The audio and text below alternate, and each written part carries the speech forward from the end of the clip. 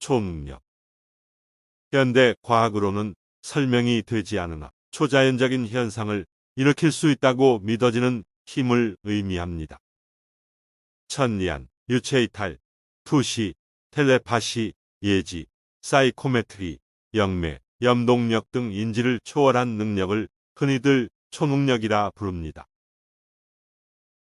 미국과 소련이 각각의 진영을 대표해 맞서고 있던 냉전 시대. 그 시절에 양국은 초능력을 연구했습니다. 제2차 세계대전이 끝난 해인 1945년 미국의 버지니아주 공병사령부의 기술개발연구소는 독일의 군견이 가진 능력에 주목합니다. 당시 독일 군견 셰퍼드들은 보이지 않거나 냄새를 맡을 수 없는 수중 지뢰를 탐지하는 모습을 보여줍니다. 이해할 수 없는 현상에 고민하던 연구소는 조셉 뱅스라인에게 이 같은 능력을 조사해 줄 것을 요청합니다. 라인은 조사 결과 군견과 다른 동물들에게 초능력이라 할 수 있는 초감각이 있다는 보고를 내놓습니다.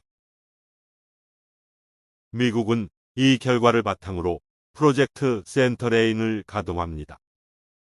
조셉 맥모니글이라는 원거리 투시 초능력을 가진 사람을 고용해 프로젝트를 진행합니다. 동물의 초감각을 인간에게도 적용할 수 있는지 연구한 것입니다. 1987년 미국 국방정보국과 중앙정보국은 육군 병사들을 선발해 메릴랜드 포트 미드의 특수 비밀 부대를 만듭니다. 사실 센터인 외에도 곤돌라 워시, 스타게이트, 그릴 플레임, 프로젝트 CF, 선스트릭, 스캐네이트 등 미국의 각 부처에서 다양한 코드명으로 여러 초감각 능력 관련 프로젝트를 진행했습니다. 이들은 1991년까지 모두 통합돼 스타게이트 프로젝트로 명명됩니다. CIA는 초심리학이 설명할 수 없는 것이나 비과학적으로 치부할 수 없으며 실험 과정 중 몇 차례 정보 수집에 의미 있는 결과가 도출되기도 했다고 설명합니다. CIA는 특히 리모트 뷰잉을 집중적으로 활용했습니다. 원거리에서 투시를 통해 작전 지역의 주요 지점을 탐색하는 것이지요.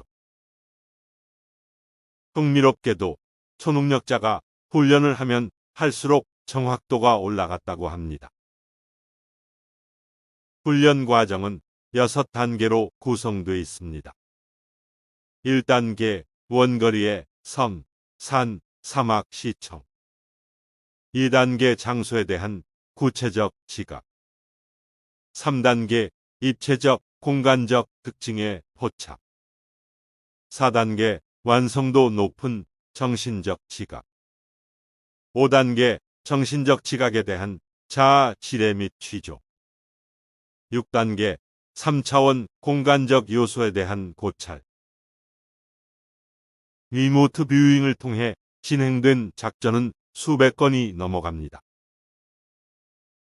몇 가지 공개된 것들을 보면 구소련의 세미팔라틴스크에 숨겨진 연구센터를 찾아냈고 이곳에서 소련은 핵폭탄 폭발 실험 등을 진행했으며 주변에는 공항이 있었다는 점도 알아냈습니다.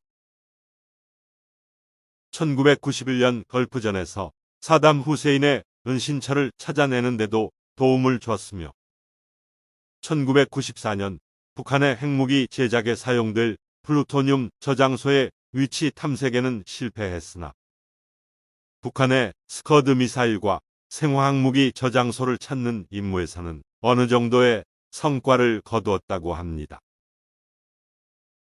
한때 미국과 맞서던 소련에서도 초능력에 대한 실험은 이루어졌습니다. 1965년 소련에서는 니나 쿨라지나라는 사람이 화제가 됩니다.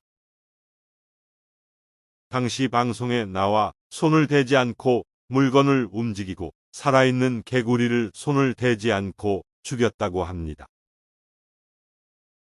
CIA는 이미 1963년과 1964년에 두 차례에 걸쳐 소련이 초능력의 무기화를 연구하고 있다는 보고서를 내놓습니다. 문서에 따르면 소련의 초능력 개발은 순조롭게 진행되고 있었습니다. 이들은 초능력 일반의 해명에 나서면서 텔레파시, 학습 기억의 전송, 미래 예측 등의 연구를 하고 있었습니다. 1977년 CIA는 소련과 동유럽의 초심리학이라는 보고서를 통해 소련이 전쟁병기로 이용하기 위해 흑마술과 사이코트로닉스 장치를 연구 중이라고 밝힙니다. 사이코트로닉스는 전자기 방사선이나 레이더, 감시 기술 등을 사용해 사람들에게 소리와 생각을 전송한다는 기술입니다. 짐 슈나빌이 1997년 출간한 리모트 뷰어에 따르면 미국과 소련은 여러 방향으로 초능력을 실험했습니다. 소련의 정보기관인 국가보안위원회와 러시아 연방군 총참모부 정보총국은 이름난 주술사를 찾아다녔습니다. 또한 티벳의 승려나 몽골 기공사의 섭외도 시도했지요. 소련이 정확히 언제부터 초능력 연구에 나섰는지는 알기 어려우나 일각에서는 1920년대에 시작됐을 것이라는 얘기도 나옵니다. 소련이 설립된 것이 1922년이니 국가가 만들어지고 초창기부터 연구를 진행했다는 것이지요. 허나 다양한 연구에도 불구하고 큰 성과는 나오지 않았습니다.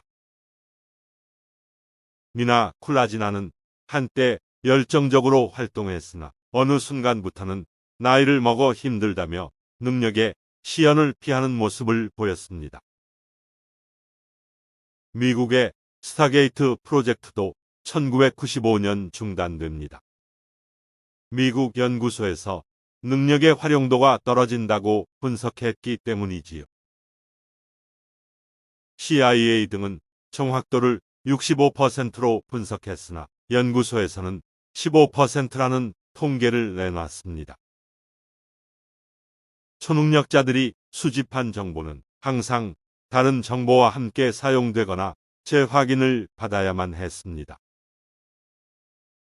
또한 결과라는 것이 대부분 쓸모없는 정보이며 리모트 뷰잉으로 봤다는 정보는 정황 서술이 너무 모호하고 일반적이라 어떤 상황에도 적용될 수 있다고 설명했습니다. 한때 22명 이상의 초능력자가 있던 이 프로젝트는 종료될 당시에는 고작 3명뿐이었다고 합니다. 심지어 이들 중 한 명은 타로 카드를 사용해 점을 쳤다고 합니다. 리모트 뷰잉 능력은 과연 존재하는 것일까요? 당대 슈퍼파워를 자랑하던 두 국가가 사기꾼들에게 농락당했던 것일까요? 수년간 다양한 사건을 투시했던 10명이 넘는 사람들은 모두 어디로 간 것일까요? 정말 초능력에 대한 연구는 모두 끝난 것일까요? 영상이 흥미로웠다면 채널의 좋아요와 구독을 부탁드립니다. 다뤄주기를 바라는 소재나 제보는 메일로 부탁드립니다. 시청해 주셔서 감사합니다. 다음에 또 뵙겠습니다.